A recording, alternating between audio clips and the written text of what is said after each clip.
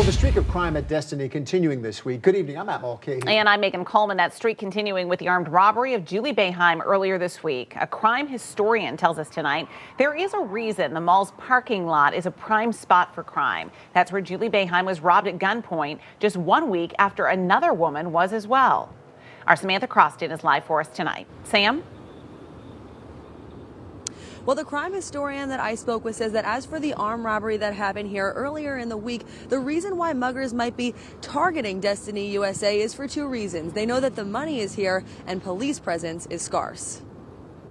In the middle of the afternoon, in the Destiny USA parking lot near the Cheesecake Factory, Juli Boeheim was robbed at gunpoint.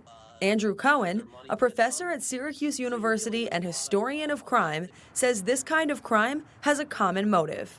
A large percentage of armed robberies are committed by people who are in seek of money to buy drugs or sometimes to pay their rent or to buy food, but it's a crime often committed out of desperation. He says people who commit armed robbery tend to target victims who are well-dressed or wearing other things that may mark them as well off. But it's not just armed robberies. On February 17th, shots were fired in a Destiny USA bathroom during a meetup for an online sale.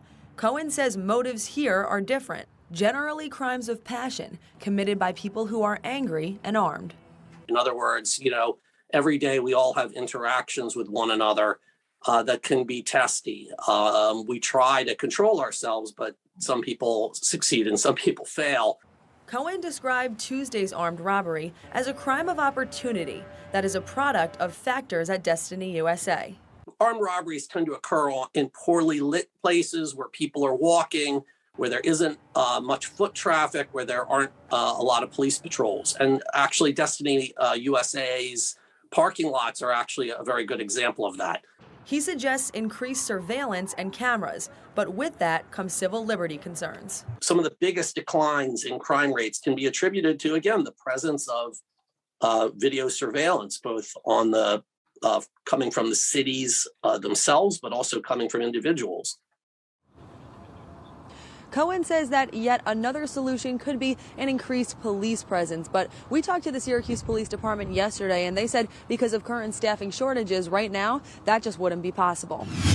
Almost 2 years ago, pandemic shutdowns forced children to adapt to major life changes and time away from friends, creating a mental health crisis. Health experts say while school is getting back to normal, there still is a problem that needs to be addressed. Our Maggie DeRosiers is in studio now with the latest. Maggie? Mental health challenges in children were already a major issue before the pandemic. It was the second leading cause of death in that age group. With isolation and other problems the pandemic added, healthcare workers are seeing a marked increase in the mental health struggles.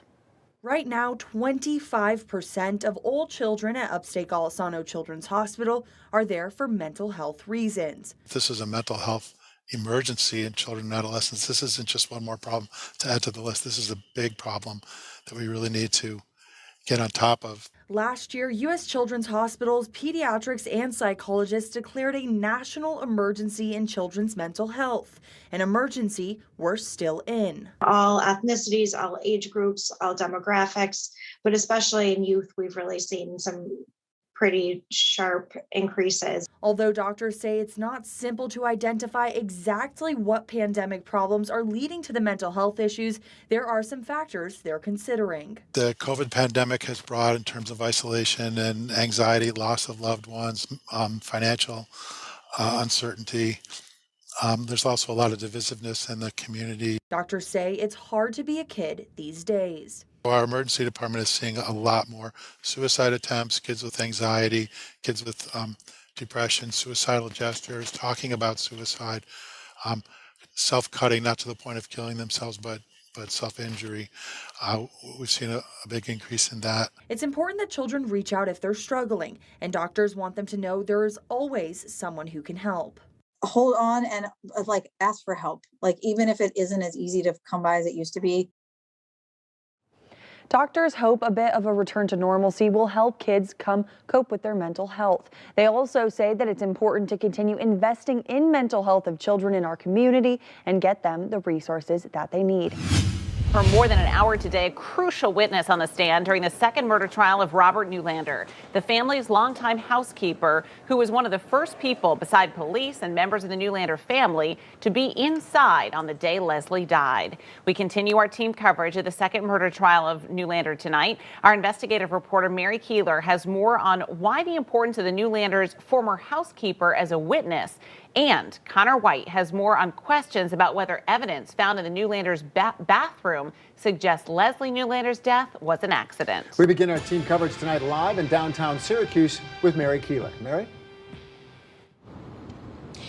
Met Megan, key witness Bozana Smith taking the stand today just as she did back in 2015, saying again the sheets she saw on the bed the day Leslie Neulander died were not the ones she put on that bed, the couple's bed, the Friday before. Bozana Smith describing arriving at the Newlanders' home in DeWitt that morning Leslie died in September of 2012. And at first, she says police wouldn't let her in because she was not part of the immediate family, but eventually she got into the home.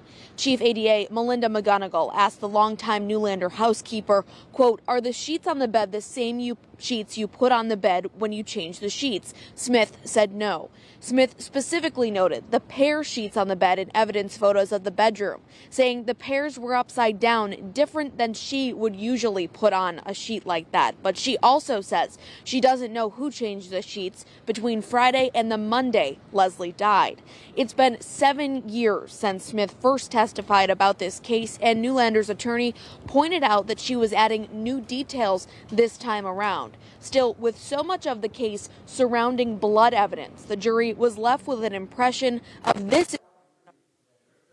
It said, quote, everywhere.